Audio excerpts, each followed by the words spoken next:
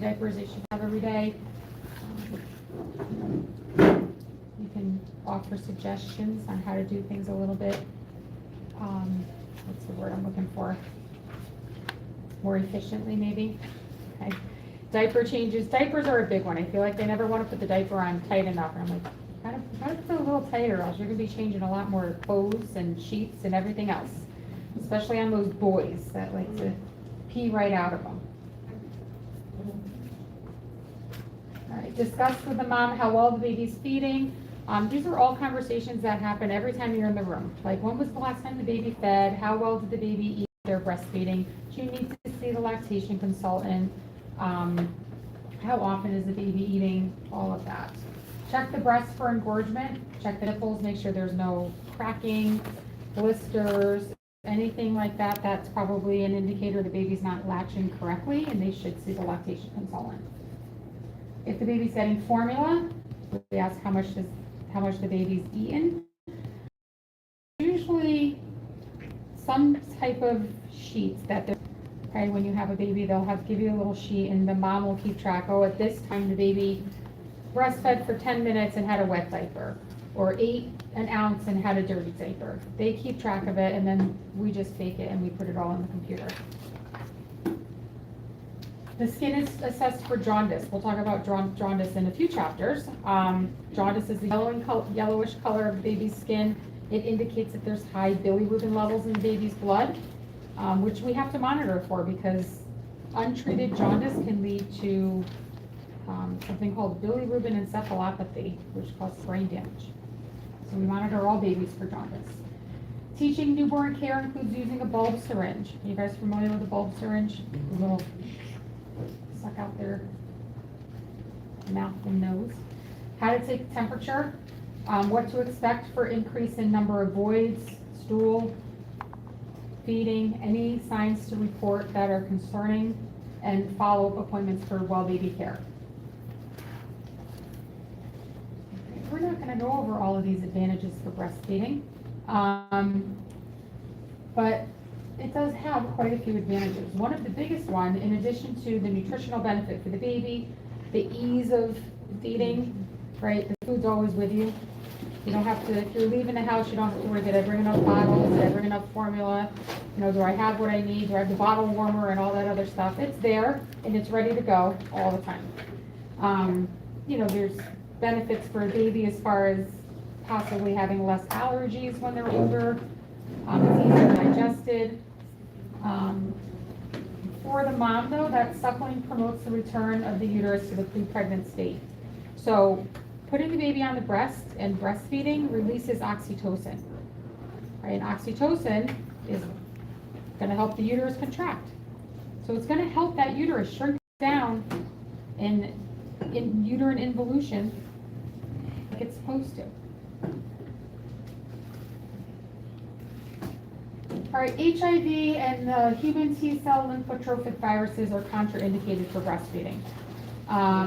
Although I will say, much like, I think I mentioned it with C-sections also, or with delivery, there's so many medications now that promote that even with HIV, the numbers are low enough that you're not able to transfer the virus. I think the same thing applies to breast, so I haven't officially heard that yet. Herpes and varicella, contraindicated if there's any lesions on the breast that the baby may come in contact with. Mom has active TB, mom's going to be isolated. She can pump, anything can be given the breast milk. Okay? Nothing wrong with the milk, the baby just can't be in the same room with the mom. Some drugs should not be given when safe substitutes are available. There's usually a safe alternative for most medications that mom might need to be on, with the exception of some medication or drugs of abuse. Avoid eating fish containing high levels of mercury, even breastfeeding. And then galactosemia is a metabolic disorder. That's another one we'll talk about in chapter 14. That is a contraindication to breastfeeding. The babies can't break down the milk sugars that's in breast milk. So they need special. We'll talk about all right, proline oxytocin role in the production and expression of breast milk. So prolactin is responsible for production of breast milk. Causes breast milk production. And oxytocin causes the milk to be delivered from the alveoli through the duct system to the nipple. So oxytocin for delivery and prolactin for production. Mom may feel tingling in her breasts, sometimes abdominal cramping if that leptin occurs and her uterus contracts. After birth, delivery of the placenta, milk production begins. And I think I mentioned that before. It's going to start making it, and it's supply and demand. So if mom wants to breastfeed, baby's got to go to breast. She's got to be given a pump. Something has to happen to her body, like, all right, we're using this, we're doing it. Okay. Also, if she does not want to breastfeed, she shouldn't do anything that's going to tell her body to make the milk. If milk is not removed from the breast, prolactin secretion stops and the breast returns to their pre-pregnant state. So the baby suckling stimulates the release of oxytocin so that the milk is delivered down to the nipple. Prolactin secretion increases as milk is removed from the breast, which stimulates further milk production. So as the baby nurses, more milk is being made for the baby. And again, supply and demand. So if the baby is not nursing every 2 to 3 hours, if they're stretching out their sessions, then milk production can be affected. If the baby's nursing for very short periods of time, that can affect supply as well.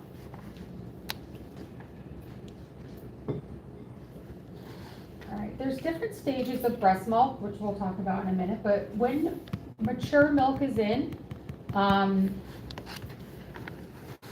every feeding session, the baby will get something like formula. Okay. Milk is on the left. It looks like skim milk, right? Very thin, watery.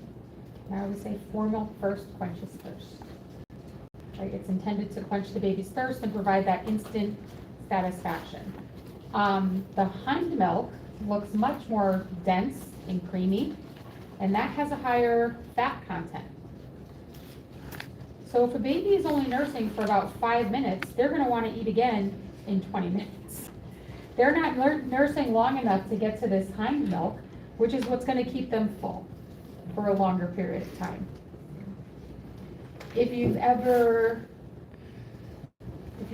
had kids and you've ever pumped milk and put it in the fridge, or if you've ever seen breast milk that's pumped and put in the fridge, you can see the separation. You can see the fat sitting up as it separates. No, good? There's not a whole lot of milk stored between feedings. Okay, so sometimes moms can get concerned if they're pumping and maybe they're only pumping 2 ounces on each side and somebody else pumps 8 ounces on each side. The baby does a much better job than the pump. Pump's a good substitute, but it's not the same as the baby. Okay. So they get this fore milk and then the hind milk. So keep that in mind as we talk about breastfeeding. First milk that mom has is called colostrum, also commonly referred to as liquid gold. Okay. It's yellow, it's very thick, has lots of antibodies for baby. Okay. It has lower calories and it also has a laxative effect, which helps the baby eliminate that meconium after they're born. Transitional milk is approximately 7 to 10 days after birth. There's less immunoglobulins and protein, increased lactose, fat, and calorie content. And then mature milk, which is what we just saw an image of, that happens at around 14 days. It can have a bluish color, which this kind of has a bluish undertone. And it is 20 calories per ounce. All formula, well, I shouldn't say all, they do have higher calorie formula, but most of the time, like Enfamil, Similac, all of those are 20 calories per ounce as well. Okay. All right, helping a mom breastfeed. Okay, promotes bonding, maintains newborn temperature because they're nice and close to mom, and oxytocin, that release of oxytocin oxytocin helps the uterus contract, which helps mom recover postpartum as well. Several positions can be used to hold the baby. There is no right or wrong. It is whatever is comfortable for mom and baby. And if you are assisting a mom and it's her first baby and her first time breastfeeding, it's like a marathon sometimes. Right, baby's sleeping, baby doesn't want to eat. Mom's trying to figure out how to hold baby. If she had a C-section, sometimes it's even worse because then, you know, they're not able to move around as much. There is no right or wrong way. There's whatever's comfortable. So football hold kind of holds the baby like this. Cross cradle, holding the baby across their chest. This one's good for moms who have like an oversupply. It helps just use gravity to not drown the baby when they're eating, right? Mm-hmm. This is a good 3 a.m. Hold, laying in bed. Whatever works, whatever is comfortable. What else was I going to say? The biggest thing, especially in the newborn period, is making sure, if you notice in all of these, mom and baby are like chest to chest, right? Even in this cradle hold, the baby is up against the mom's chest, belly to belly, like this. Okay, you don't want to hold the baby like this and make the baby go like this. They won't eat as well. They're kind of like that whole suck swallow pattern is going to be affected because they're stretching around like this. When they're older and they know what they need to do, that's different. But in the beginning, you want to keep them skin to skin with mom. Let me get out of your shirt.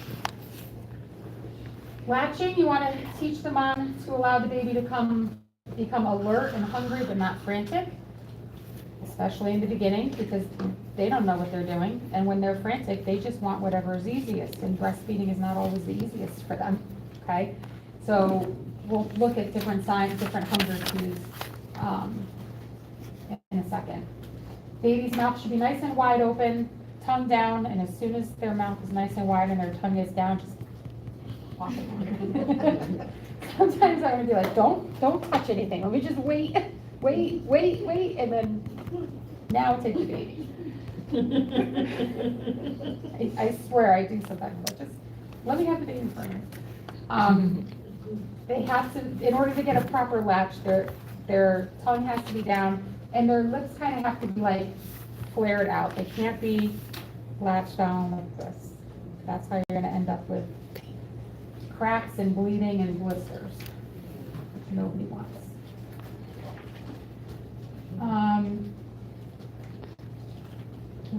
Suckling patterns. Removing the infant from the breast. Do not just pull that baby off. That mother will never speak to you again.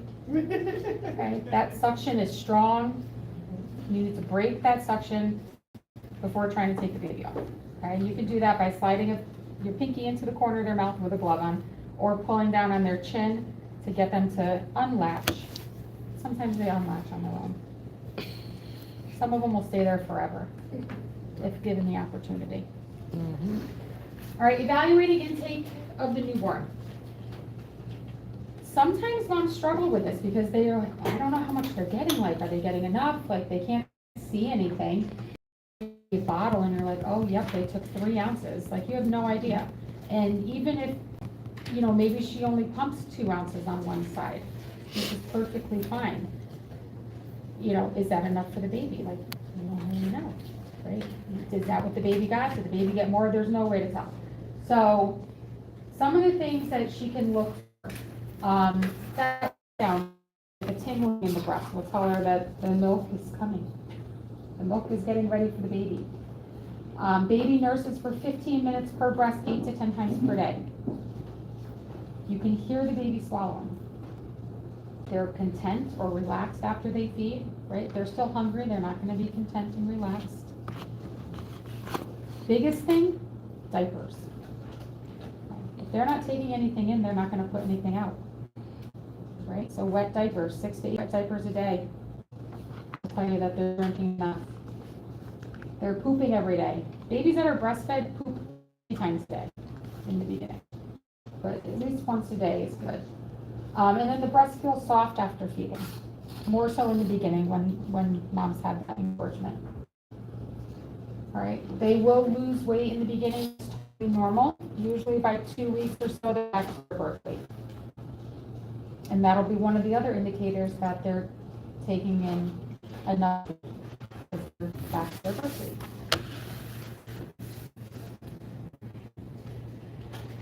All right, preventing problems. Teaching can help prevent many problems. Pain, anxiety, insecurity, those can all inhibit the letdown reflex and can affect the mom and baby breastfeeding journey. So lactation consultants are available, use them, that's their expertise. Okay. They may not be there 24/7, but at the very least, everybody should see one before they're discharged from the hospital. And then afterwards, there's La Leche. There are places all over that have lactation consultants. A lot of pediatricians' offices have lactation consultants on staff that can help with breastfeeding problems. We can do things like weigh the baby before and after the feeding to see how much they took. See if they had an effective feeding. All right, frequency and duration. They usually nurse every 2 to 3 hours when they're breastfeeding. Their stomach is very small and peristalsis is pretty quick with breast milk. They digest it quick, they get rid of it, they want more. Very frequently. Feedings that are very short, they may not get to that hind milk and they're going to want more food earlier. Engorgement can occur if milk is not removed from the breast and milk production will decrease or stop. So if for some reason baby sleeps a little bit longer, especially in the beginning, if they start to do a little bit longer stretches during the night, mom may wake up pretty engorged. She could wake up and pump if the baby's not going to feed, just to keep the milk going. We'll look at signs of hunger in a minute. Baby should nurse for at least 15 minutes on the first breast or longer, and then nurse on the other side until they're content. In general, the whole feeding should not be more than 30 minutes. If they're actively like sucking and swallowing, it should not be more than 30 minutes, even for a bottle. At that point, they're really using more calories than they're benefiting from with the feeding. So usually 30 minutes is a good, or they're just using her as a pacifier. Baby-friendly hospitals, this is kind of a, you don't really have to know this, but we'll talk about it. Baby-friendly hospital means that the hospital has met, or the facility has met the criteria to support breastfeeding. Okay, they've written breastfeeding policies. Parents are educated concerning the values and techniques of breastfeeding before and after delivery. Breastfeeding is initiated right away in the delivery room, and it is maintained unless mom or baby have to be separated.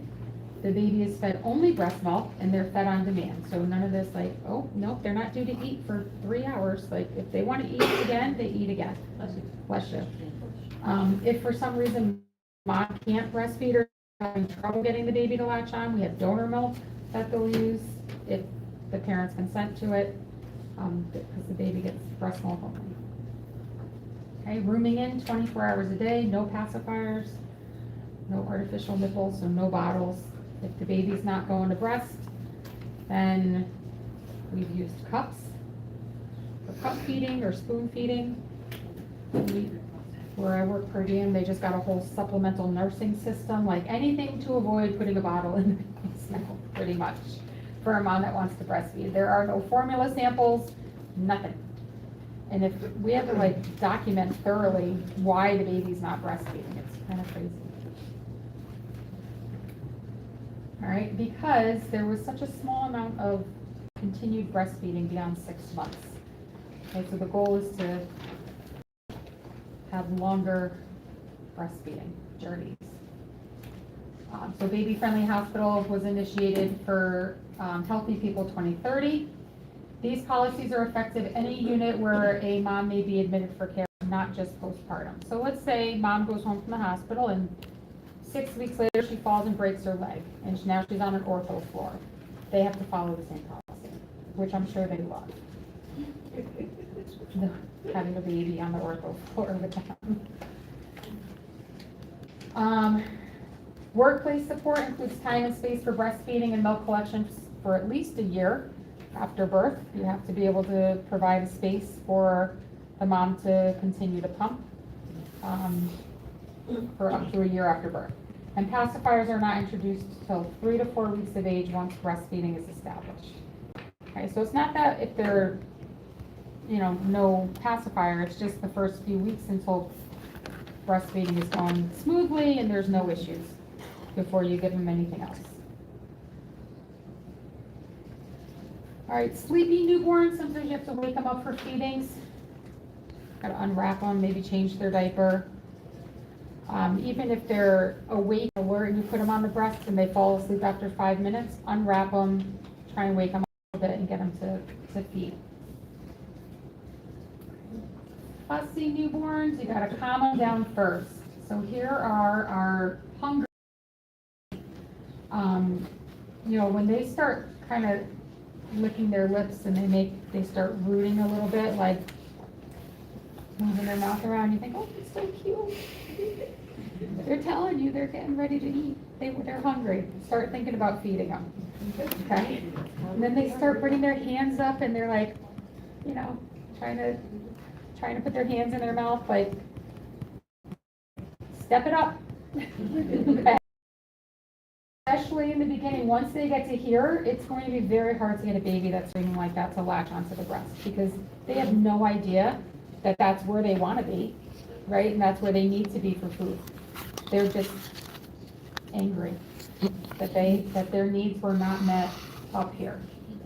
Okay? So when they get to this point, you really have to calm them down first and then try and get them to latch on.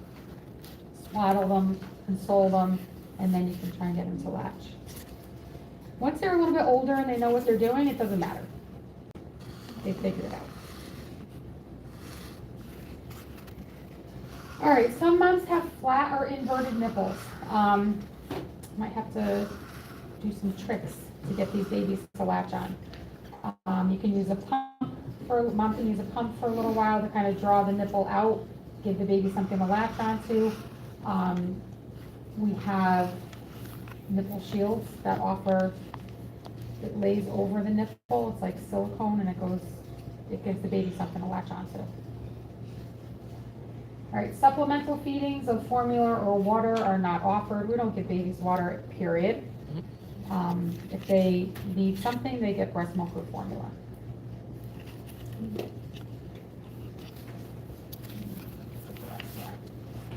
Early, regular, and frequent nursing helps prevent engorgement. Cold application in between feedings and heat just before can help with the engorgement. Some say cabbage leaves are also helpful.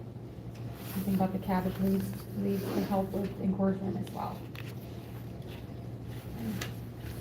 Cracks, blisters, redness, and bleeding may occur. That's usually an indicator that the baby's not latched on, and lactation won't help that. Hygiene, you don't need to do any special care. Some moms are like, oh, do I need to wash the breast before the baby latches on? No, you don't need to.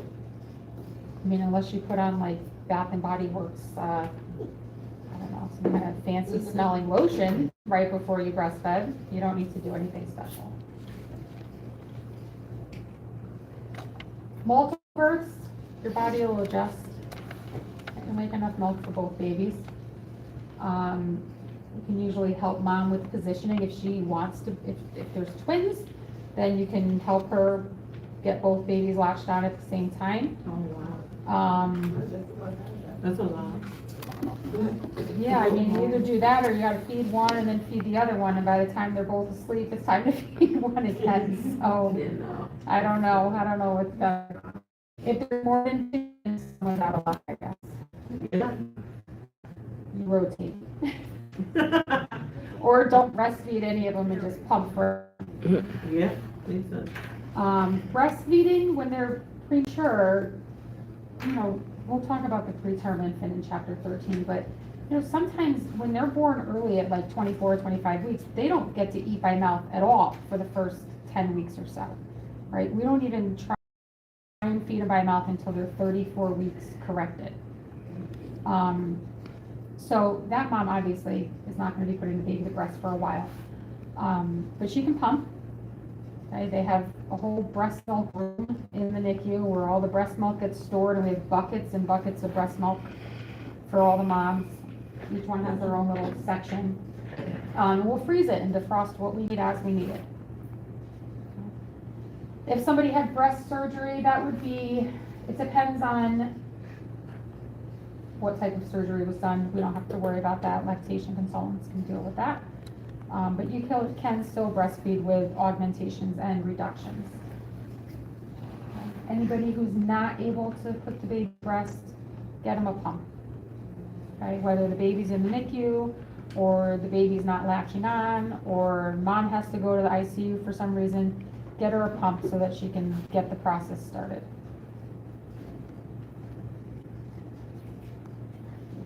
Storing and freezing, I'm not even gonna get into this because I swear these guidelines change all the time. And the guidelines in the hospital are much different than guidelines at home. Okay, they're much more strict in the hospital. The one thing I will say is that whether it's breast milk or formula, we should not be microwaving anything to heat it up for a baby.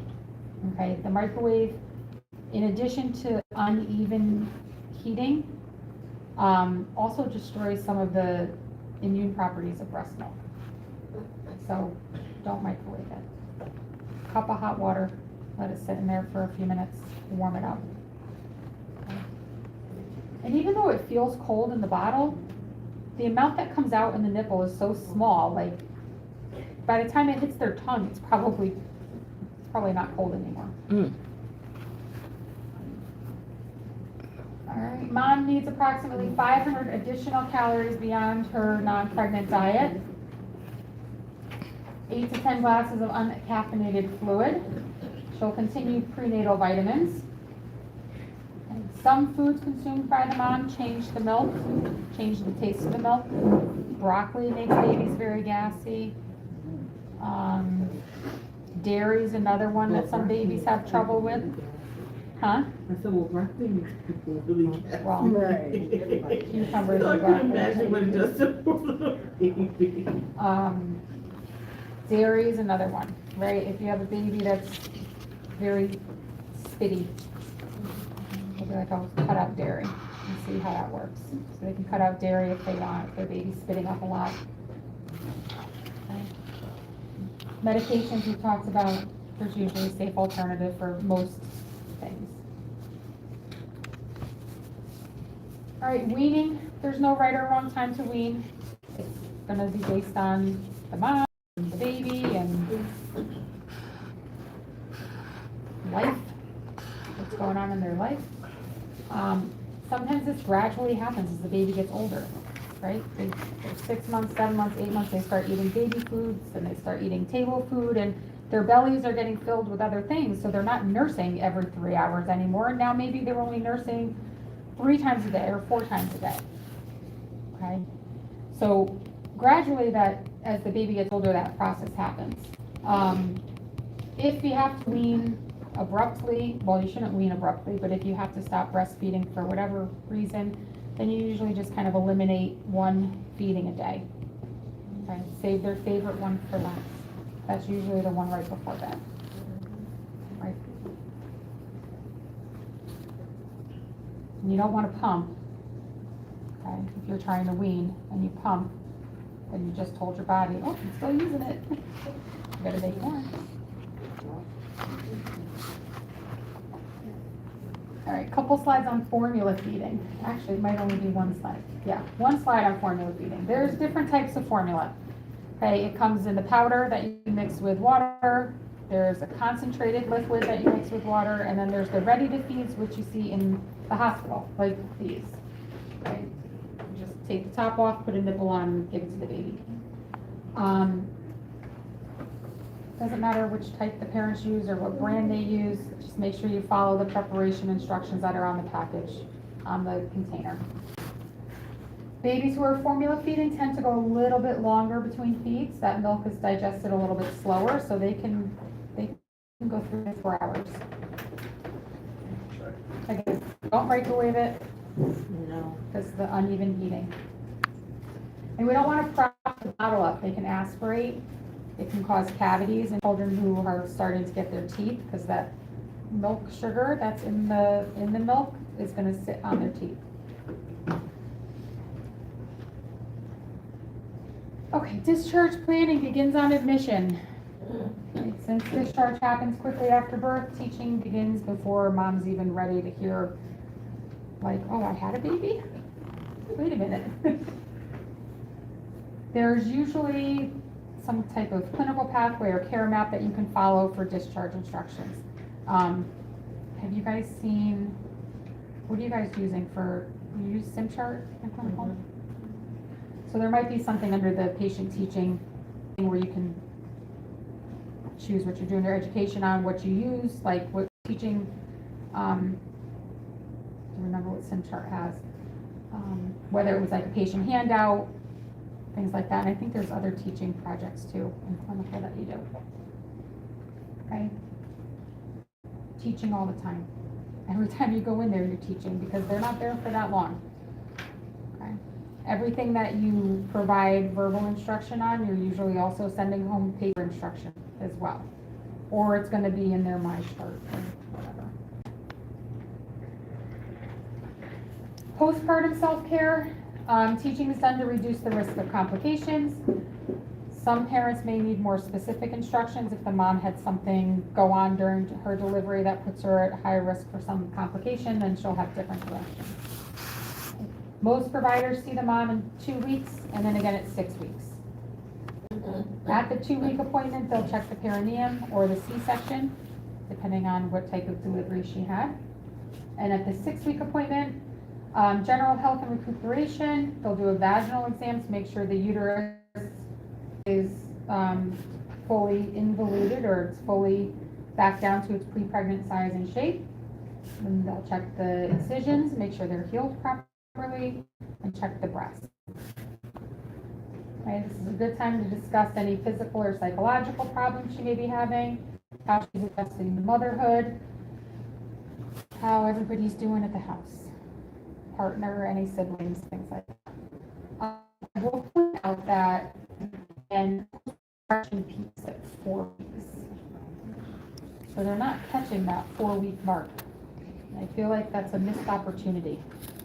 You could have like a phone call at the very least to the mom to check in and see how everything's going. The pediatricians are good about evaluating for that. There's usually questionnaires that the moms will fill out when they bring the baby to the pediatrician. But we missed the mark there for evaluating for postpartum depression. So you'll see when we get to that, postpartum depression.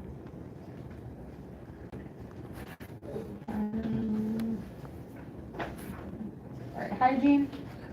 You take a shower every day. You have to be told to take a shower every day. I don't know. It's refreshing. There's no reason why she can't shower every day. We just want to advise nothing in the vagina for 6 weeks postpartum, simply because you want to make sure that that placental site is fully healed. Okay, so the same thing with no intercourse, tampons, anything like that. Okay. Birth control after, there are birth control pills that the mom can take that do not affect breast milk or breast milk supply. If she wants to be on a contraceptive.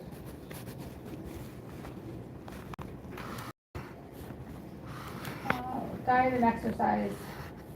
Well-balanced diet and moderate exercise helps promote faster recovery. High fiber helps with constipation. Can't really find, some people say that breastfeeding is a good form of weight loss, but you have to take in, if you're losing weight while you're breastfeeding, you're probably not eating enough yourself and the baby.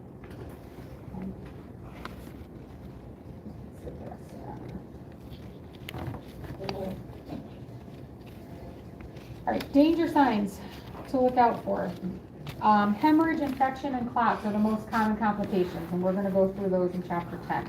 So fever over 38, persistent lochia rubra, or bright red bleeding, or lochia that has a foul odor. Prolonged after pains, any pelvic or abdominal pain, signs of a UTI, pain, redness, or tenderness of the calf. Localized breast tenderness or redness, that could be a sign of something called mastitis, which we will cover in chapter 10. Discharge pain, redness, or separation of any suture line. Okay, whether it's an episiotomy that's been repaired, or a laceration, or a C-section incision. We want to make sure that the incision is intact. And then prolonged and pervasive feelings of depression or feeling let down. For the newborn, discharge planning begins at birth. Teaching is done at every opportunity, since we're on a very short time frame. Okay? The provider is going to check the baby when they're born. Every new admission to the nursery is seen by either their own pediatrician or a pediatrician from their group or the hospital pediatrician for their admission assessment, and then they're checked in before they go home for a discharge exam. Okay, they are checking jaundice, they're checking to make sure they're eating okay, peeing okay, pooping okay, general behavior, make sure that skate screen is done.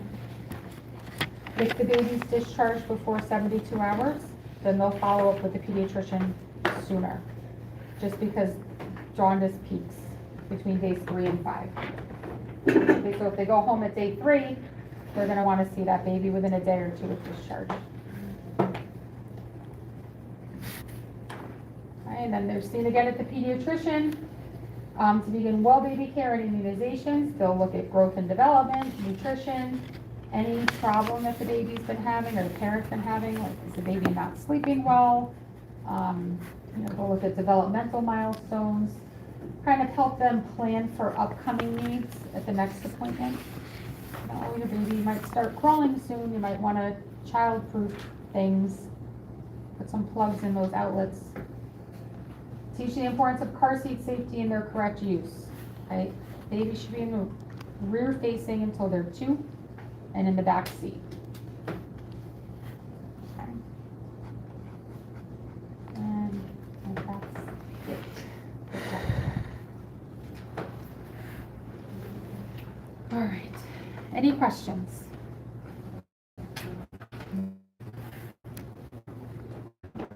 We're just gonna go to dinner, and then when we come back, we'll start chapter 10. Plugging along.